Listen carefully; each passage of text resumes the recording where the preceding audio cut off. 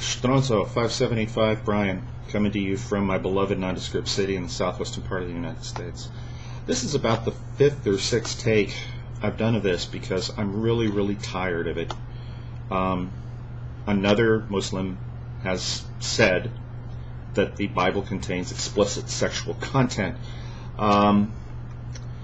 It's funny, and it was mentioned right after I made a point about the universality of the Bible, where it places people in the right times and the right places. And I pointed out that the Bible is used as an authoritative text in secular historical and archaeological studies. It's a resource. It's the only scripture that can serve in this capacity because it happens in history and in time. And then here it comes. Initial drift, 86. You immediately started down the road, but the Bible contains explicit sexual content. Look, strong language is used in Ezekiel 23. Okay, why is strong language used in Ezekiel 23? Simple, because the nations of Samaria and Israel were committing the sin of idolatry.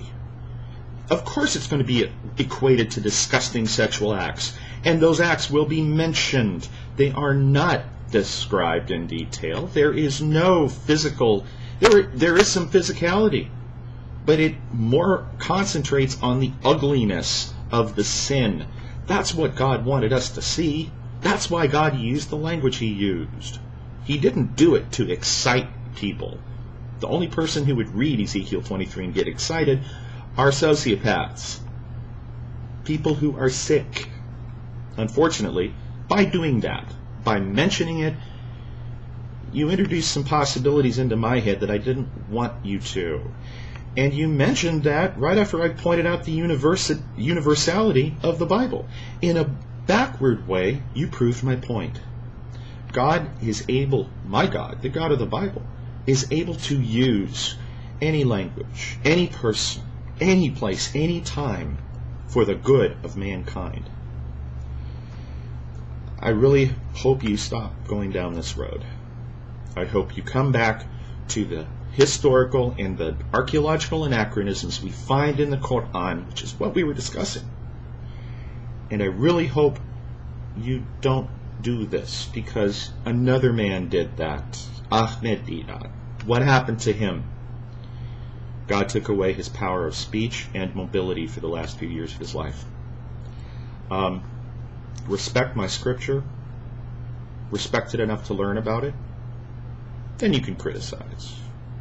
If you are incorrect about a passage, what does Surah 10, Ayah 94 teach you? Ask the people of the book. Ask me. I'm a Christian. I'm one of the people of the book. Ask me a question.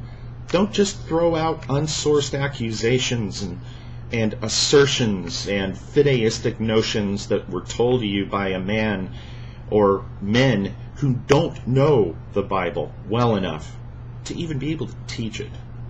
My name is Brian. I come to you once again from my beloved nondescript city in the southwestern part of the United States.